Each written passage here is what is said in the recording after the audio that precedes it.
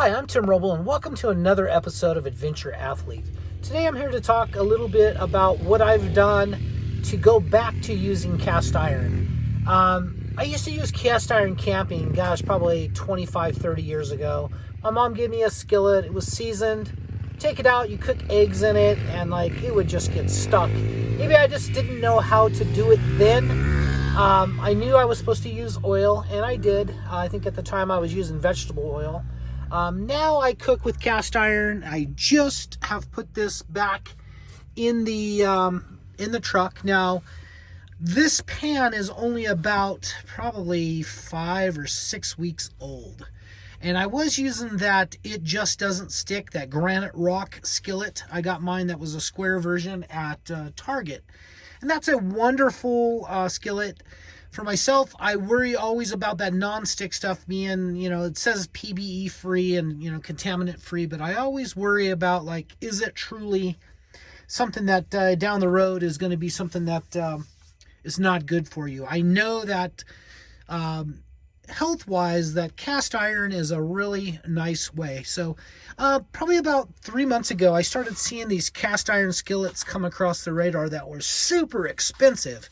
Now, if you don't know what cast is, it's cast iron. They basically make a mold out of sand, and they pour in molten cast to make that. And it leaves this like a black, very rough surface. And some of these new higher-end pans started coming with a machined surface. And I thought, wow, that's different.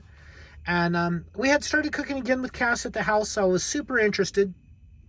And so I was thinking, well, maybe I'll just do a test skillet, one of my, I think it's an 8-inch round, and I took it out to the shop, and I started with a 50 grit sandpaper on my grinder, and I just got in there, and I sanded all of those bumps off until I had a kind of like a steel-looking finish. And then from there, I went to an 80 grit and kind of took out all of those sanding marks.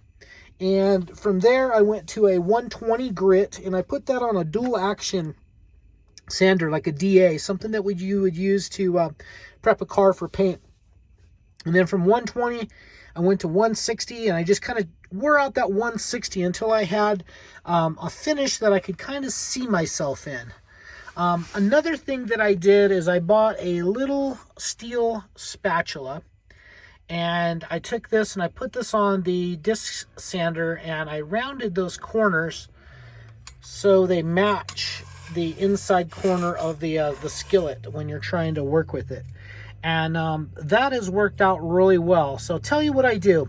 I took that skillet in, I wiped it down with oil, I got it to temp, kind of wiped out all of the gray sandings and stuff. There was residue left in it. So before I wanted to cook in it, I wanted to make sure that all of that was out.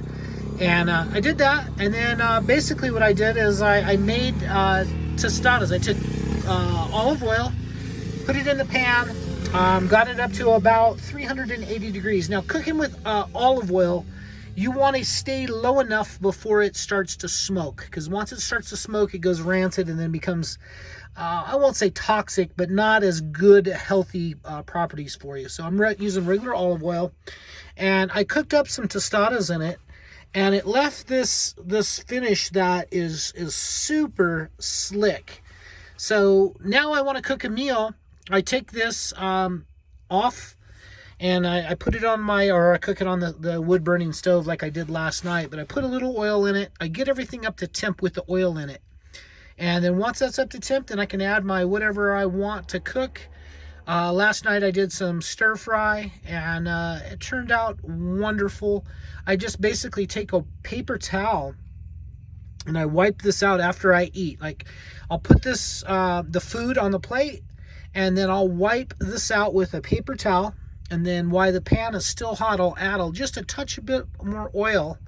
And then I take this spatula, and if there's not a whole lot, I take this spatula and I just kind of get some of the nastiness, if there is any, off. Sometimes you can feel like a stickiness in there.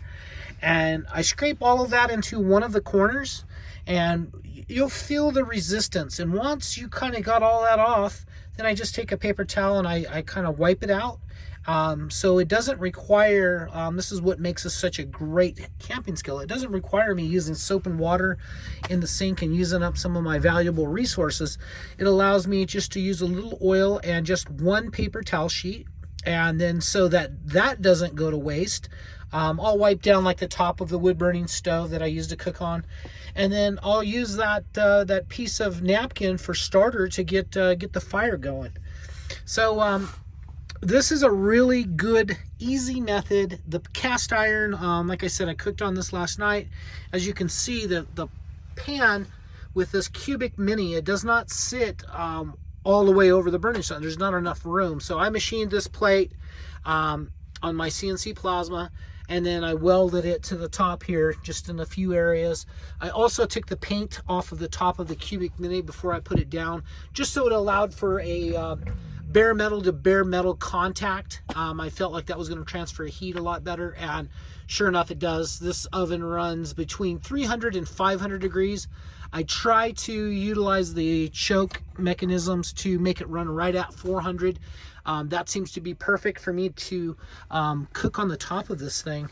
But let me see if I can get this outside and get some sunlight on it, and you can kind of see the color and just how pretty this pan really is. And it's probably the best, I'm just going to go ahead and say the best non-stick surface that I have cooked on. It's phenomenal, and the best part about it is there's so little cleanup.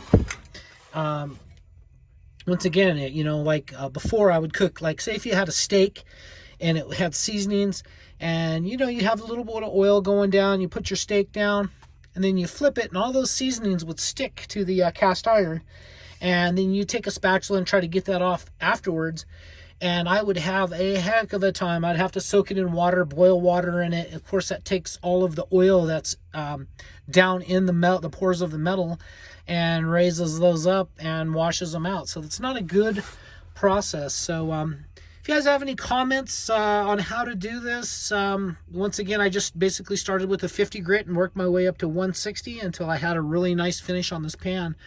And well, once again, it's been the best finish that I could ask for to cook on. I'm out here, this is day 3 right now that I've cooked on this pan in the truck, and no matter what I've cooked, I haven't had to use water to clean it up. I've just used the oil and wiped everything out while it's warm, and then when I go to cook, I bring everything up to temp with oil in it and then cook on that. So anyway, if you guys have any questions, comments, hit me up down below.